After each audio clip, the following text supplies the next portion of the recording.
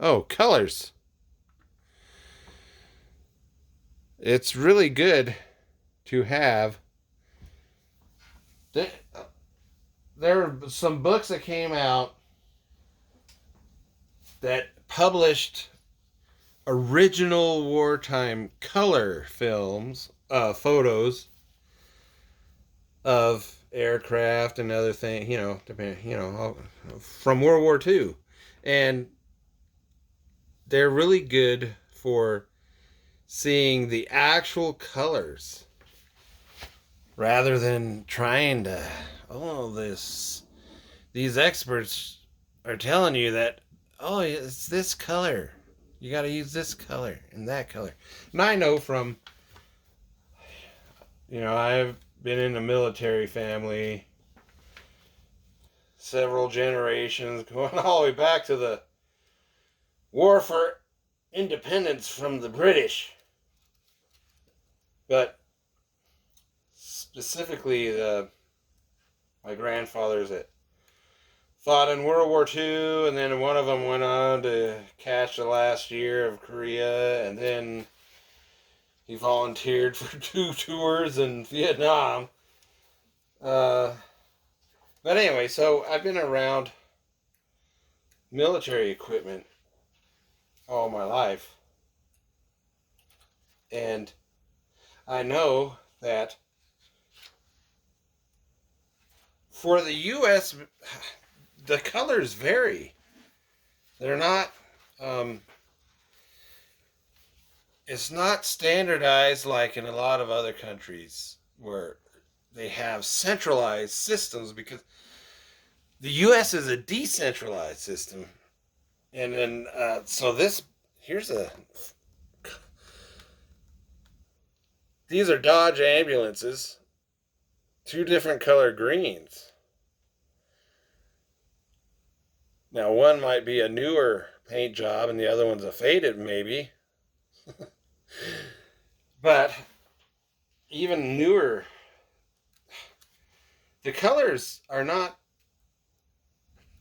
So many. I've read so many model magazines over the decades, especially the military ones, where it's like, oh, this has got to be this color, or you're wrong. It's got to be, here's this color. This is the color I discovered. There's a company that makes camouflage spray paints, and I discovered one of their colors is that.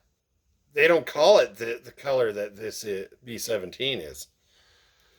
They have their own name for it. And that's what I painted this P-47, because most colored photos from World War II of U.S. aircraft, it's that color, that shade. And I rarely see the lighter shades that a lot of model, they say, oh, here's what color you need to paint it. But there's something else. Let me find the photo of the show that the paint jobs on these aircraft were not neat and clean and pristine and precise. Well, here's one I just kind of. Okay, so another thing is people like to put those. Not all the bombs had the yellow stripes, but people like to put those yellow stripes on there because they think, oh, that's more realistic. Well, how about these? Nothing was as uniform or standard in the U.S. Army Air Force or U.S. Army or as like in the U.S. Marines. U.S. Marine Corps is actually a small unit, and so it's easier for things to be more standardized there. and the U.S. Navy, all depended on where you were at, what Pacific or Atlantic or But here is this is a B-17 tail that obviously they did a rush job on painting that. Just hurry up, that's good. Just get it done. And I think the U.S. Army is where the phrase "good enough for government work" that good enough. Just get it out there. So if you look at this, is I think it's a B-17, but that's the checker tail paint job on that one. You see, it's definitely not perfect. And that's the real. Oh, here's a photo of the larger plane. So this is so that's the plane in flight right there. And yeah. So you can't. And then here's another fun one. So this is a B-24 that they just added the armor plate under the cockpit, which they did after the nose art was painted. So the armor plate is painted gray, and it's over the chopped the head off of the lady there on the nose art. But these books that have been publishing the color photos, because believe it or not, the U.S. Department of, back in World War II is the U.S. War Department, or Department of War, and and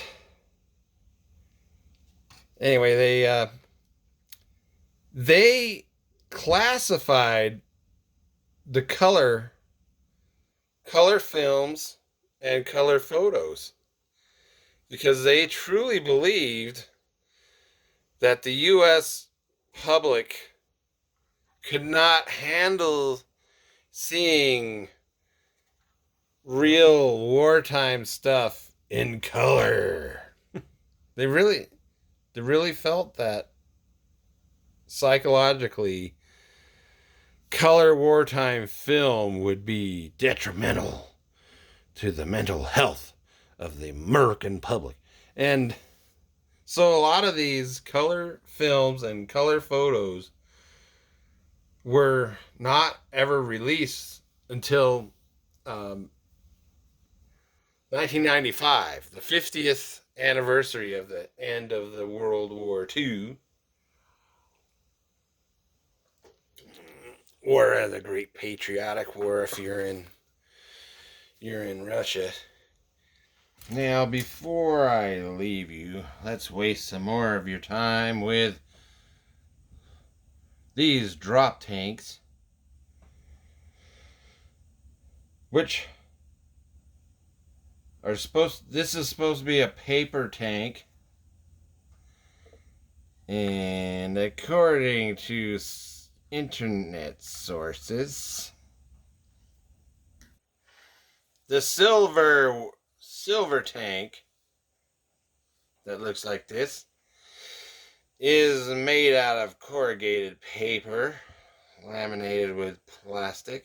It's a one-time use disposable external fuel tank.